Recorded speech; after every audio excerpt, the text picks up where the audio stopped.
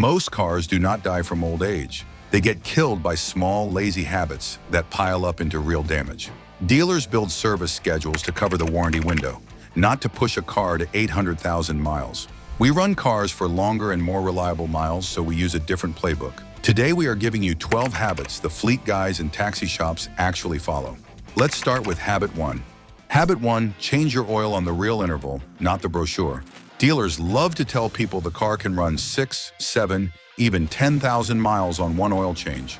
But that schedule was built to get the car through the warranty window, not to keep it reliable at 600 or 800,000.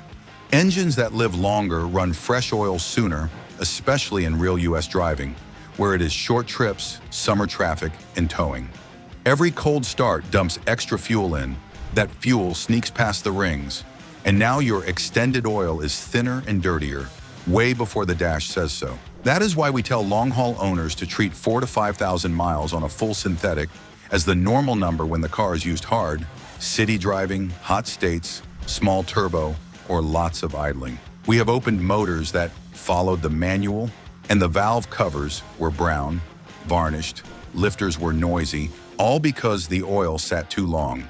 We have also opened engines from owners who shortened intervals, and the inside was clean, no sludge, no burnt smell. That is what keeps cam phasers happy and timing chains quiet. This is a $50 to $70 habit that blocks a $4,000 timing chain job or a full rebuild. Oil is the blood, but the trick is keeping it fresh, not barely acceptable. Do it on your miles, not the brochure miles. Oil is step 1, but the engine has to breathe clean, or it still wears out early. Habit 2. Let the engine warm up by driving, not idling. A lot of people think they are being kind to the engine when they let it sit and idle 10 minutes in the driveway, but cold idling is where real damage starts. A cold engine runs rich, which means extra fuel washes down the cylinder walls and strips the thin oil film that was protecting them. That fuel then slides into the crankcase and dilutes the fresh oil you just paid for. Instead of helping, long idles make the oil weaker, make the exhaust wetter, and make the PCV system work harder. The correct long life habit is simple. Start the car, give it 30 seconds so oil pressure settles, then drive gently for 1 to 2 miles. Light throttle, no highway pull, let coolant and oil reach normal together. Moving the car warms it faster than idling because the engine is doing real work and it keeps unburned fuel from soaking the cylinders. Over hundreds of cold days, that one change stops ring wear, stops fuel-diluted oil, and keeps the inside of the engine cleaner. Cars that go 800,000 miles are run, not idled. Idling is for emergency defrost, not daily warm-ups. Do this every morning and you make the oil you just changed last longer. If you love our videos, subscribe so you do not miss the long life service stuff. And since fuel in the wrong place is bad, the next habit is about the way you feed the tank. Habit 3, never top off after the pump clicks. Almost every gas station we see, somebody is trying to round up after the pump shuts off. And that tiny habit wrecks EVAP parts that are expensive on modern cars. The fuel tank is supposed to have an airspace so vapors can move through the purge valve and into the charcoal canister. When you stuff more gas in after the first click, you push liquid fuel into a system that was only built for vapor. The charcoal inside the canister soaks it up like a sponge and then never dries back out. So after a while, the car throws EVAP codes, smells like gas, or becomes hard to fill.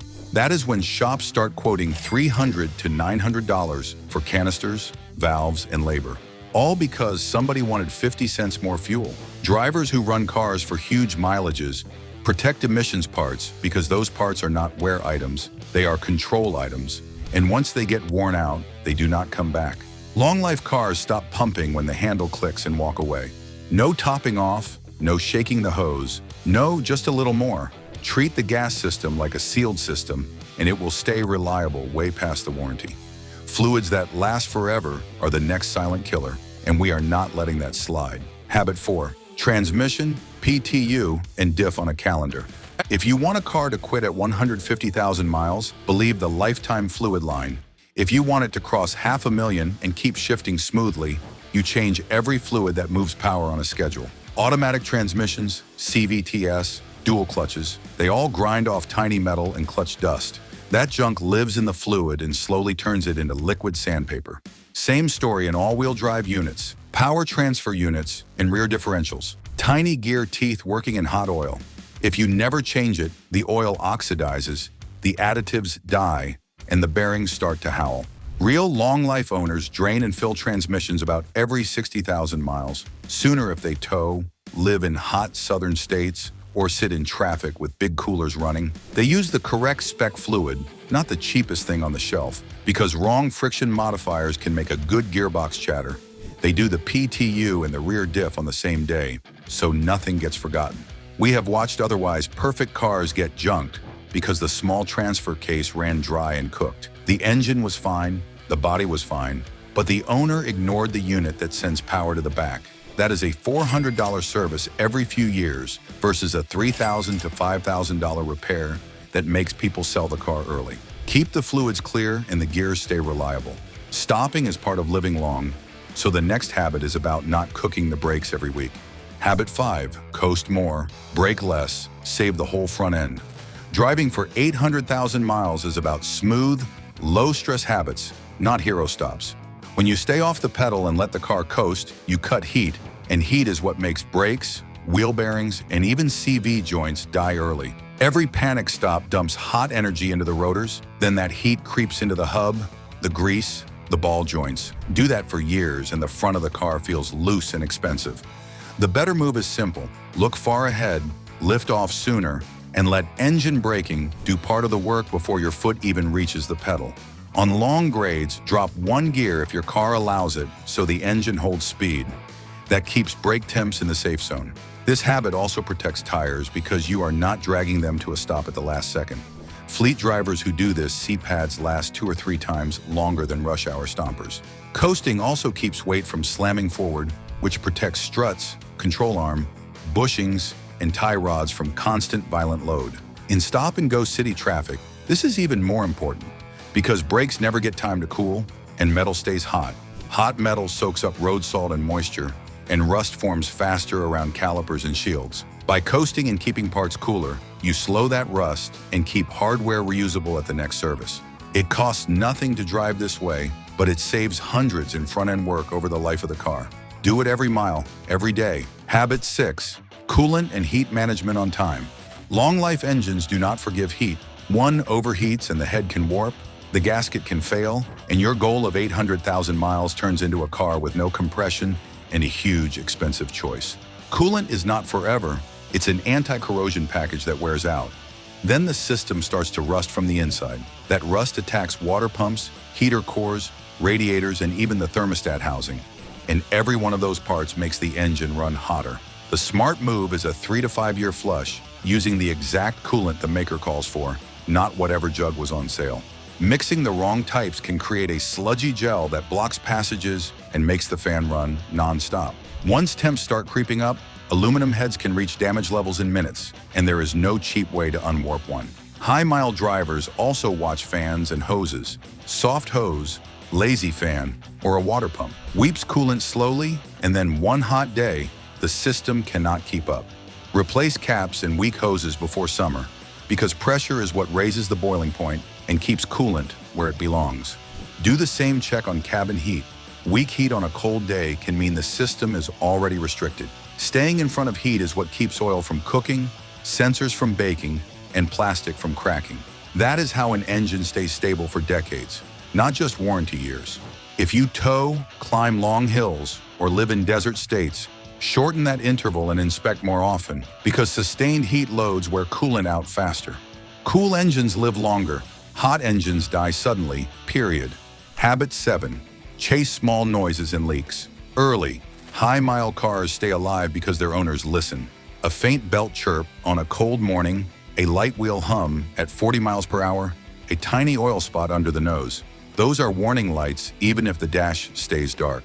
Turn the radio up and you let cheap problems grow into expensive ones. A belt that slips today can stop the water pump tomorrow, and the engine will overheat before you even notice the gauge. A humming wheel bearing can seize, overheat the hub, and take the axle nut and IBS sensor with it. A slow valve cover leak can drip on the exhaust and bake coils, O2 sensors, and wiring, creating weird misfires and scary smells. The 800,000-mile habit is to investigate right away. Where is the sound coming from? When does it happen? Cold or hot? straight or turning, then fix it in the calm, not on the side of the highway. We have seen people save thousands by replacing a $40 idler or tensioner as soon as it started to squeak. We have also seen people blow an engine because the small leak that always did that finally dropped the level too low on a hot day. Small repairs keep the car quiet, and quiet cars get driven longer because they feel reliable. When it sounds right and smells right, you trust it for road trips, you keep changing fluids, and the cycle stays positive. Ignore it and the cycle flips. More noise, more vibration, more missed services. Stay curious, fix small, drive long. That is the mindset fleets use, and it has worked on family cars too for decades. Habit 8, respect the clutch, your driveline, or the torque converter. Powertrain parts are strong, but they are not magic, and bad habits grind them down long before the engine is tired. If you drive manual, keep your foot off the clutch unless you are actually shifting, because even light pressure holds the release bearing against the pressure plate and makes it wear constantly. Riding the pedal in traffic cooks the disc, glazes the surface, and makes every launch slip just a little. Do that for 50,000 miles and the car needs a clutch, even though the engine is still perfect. On hills, use the parking brake or the brake pedal, not a half-engaged clutch. That trick people learn in driver's ed is really a clutch killer. Shift smoothly, let revs match, and your gearbox stays quiet. For automatics, the rule is the same. Be kind to the fluid and the clutches. Do not do neutral drops. Do not rock fast between reverse and drive when the trans is hot, and do not tow more than the rating without extra cooling. Every shift makes the valve body and torque converter work harder and heat the fluid faster. Once clutches glaze or the converter starts to slip, the repair bill jumps into the thousands. And that is how nice cars get sold cheap with transmission issues. Long-mile drivers put the car in gear, stop fully before shifting directions, and let the transmission do its job without shock. That keeps mounts from tearing, axles from snapping, and U-joints from hammering. Treat the driveline like a system, not a toy, and it will carry your engine to 800,000 miles feeling tight and reliable. Habit 9, never run below 1/4 tank. If you want a car to cross 600, 700, maybe 800,000 miles, you cannot keep driving with the needle under E. The in-tank fuel pump is cooled and cushioned by fuel itself. When you run low all the time, the pump runs hot, the windings cook, and the plastic parts harden. Hot pump equals early failure, and we have seen those repairs land between $600 and $900 once you count labor and parts. That is expensive for a mistake that takes zero effort to avoid. Low fuel also means the pump starts sucking the sediment that lives at the bottom of every tank. That dirt moves forward to the filter and injectors, and over big miles that means poor spray pattern, bad idle, and burn cats. Long-life drivers do not let that happen. They treat a 1/4 tank like empty. Keeping fuel above that line also keeps the pump quieter, which is a good health sign. When pumps get loud, they are telling you they are hot and working too hard. There is another reason to keep fuel in it: reliable travel. High-mile cars die when the owner starts skipping basic stuff, gets stranded once, and decides the car is getting old. Most of those breakdowns started with a dry tank on a hot day. Keep it above 1/4, and you stay mobile, you keep the battery and alternator from doing emergency restarts, and you avoid pulling fuel pump fuses looking for problems that were really just low level. So the habit is simple. Anytime the gauge hits half, plan a fill. Do not wait for the warning light. Your fuel pump stays cooler, your injectors stay cleaner, and your car keeps its long trip confidence. Join our community. We keep cars reliable, not expensive, and we do it with habits this small. That extra third of a tank is cheaper than a tow, cheaper than a pump, and way cheaper than giving up on a good engine early. Keep it topped on trips. Habit 10, early, OEM grade ignition and air. Engines that actually make it to 800,000 miles have clean spark and clean air their whole lives. They do not wait for the giant 100,000-mile spark plug promise on the box, because that number was written for warranty, not for extreme longevity. Every plug sits in heat, fuel vapor, and sometimes oil mist. Over time, the gap grows. The coil has to work harder, and the catalytic converter gets fed raw fuel. That is how a $10 part becomes a $1,000 emissions repair. The long life habit is this: pull and inspect plugs around 40 to 60,000, even if the manual says later. If the tips are worn or the color looks off, replace with the exact OEM grade. Not bargain bin, not close enough. Good plugs keep combustion clean, save the coils, and keep exhaust temps down so the cat lives longer. Air matters too. A clogged air filter makes the mass airflow sensor read wrong, which makes the ECU add more fuel than needed. Extra fuel washes oil off the cylinder walls, which wrecks compression over longer miles. A clean filter is cheaper than piston work. Change it on time, more often if you drive dusty roads, and always seat the airbox so unfiltered dirt does not sneak past. If the MAF ever looks dusty, wipe it with the correct cleaner, never WD-type sprays, so readings stay accurate. This one habit also keeps fuel economy at comfort numbers, so you are not revving harder just to make the same power. Good plugs, clean air, and a happy MAF make the engine start quick, burn clean, and put less shock on motor mounts and exhaust parts. Do this, and your ignition system will not be the surprise failure that ends the road trip at 480,000 miles. Use real parts, not mystery online bundles. Every time. Habit 11. Undercarriage wash, rust defense, and mounts. Engines can run forever, but rust will take the car off the road first if you let salt and mud sit. Long-life drivers treat the bottom of the car like the paint. They keep it clean. In winter or coastal zones, run a high-pressure underbody rinse at least once a month, more if the roads stay white. Road salt creeps into subframes, brake lines, fuel lines, and suspension pockets. Once it starts, shops start writing words like unsafe to drive. That kills otherwise reliable engines at 150,000 miles. The fix is boring but powerful. Wash, inspect, protect. If you see bare metal, hit it with a rust-inhibiting coating before the season. If you see a plastic under tray cracked or missing, replace it. That piece keeps slop off belts and alternators, which makes the engine base stay dry and corrosion-free. Now the other silent killer, motor and transmission mounts.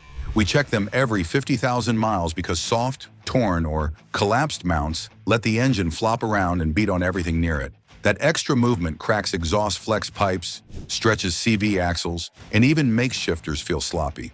Mounts are not glamorous, but one bad one can make a good car feel old and push an owner to trade in too soon. Catching them early means a $200 to $400 fix instead of chasing rattles, exhaust leaks, and broken half shafts. The system here is simple.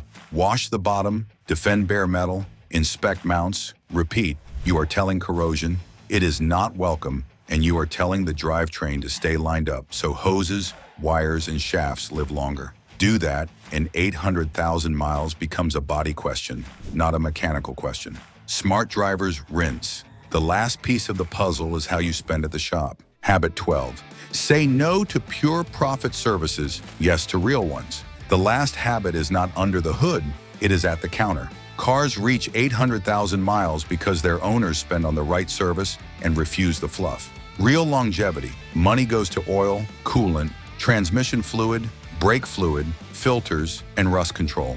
Fake longevity. Money goes to mystery. Injector cleanings every visit, power steering, conditioning on electric racks, and wallet-draining engine restorers. Shops push those because they are easy profit, not because your engine needs them. Every dollar you waste on that stuff is a dollar you do not have when the alternator finally quits at 400,000. Long-haul owners say, show me. Always ask for proof. Pictures of the torn boot, a scan of the misfire, and the moisture content of the brake fluid. Good shops will show you. Pushy shops will get annoyed. That reaction tells you everything. When you only approve real work, the car stays safe, and you are not postponing important service because you just paid for something pointless. We have seen people skip a $200 coolant change to buy a shiny induction clean they did not need, then cook the head gasket a year later. That is backward. Spend on the fluids that actually control heat and friction. Skip the upsells that do not fix a real problem. Smart spending is how you actually make it to 800,000 miles. It keeps cash in the account for the one-off alternator or wheel bearing, so the car never sits broken in the driveway. It also tells the shop you are the owner who knows numbers, so they stop trying to sell fluff. Second, subscribe push right here. We post the real intervals, the real fluids, and the real parts that survive longer. Stick with us, and your car stays out of the junkyard. We protect drivers, not dealership margins, and we want cars reliable for decades. That's the mission. Click the next video. We break down the fluids, filters, and parts that actually survive high miles. Hit subscribe so you stay ahead of dealer playbooks and keep your car reliable way past what they planned. Roll with us. We wrench for longer life,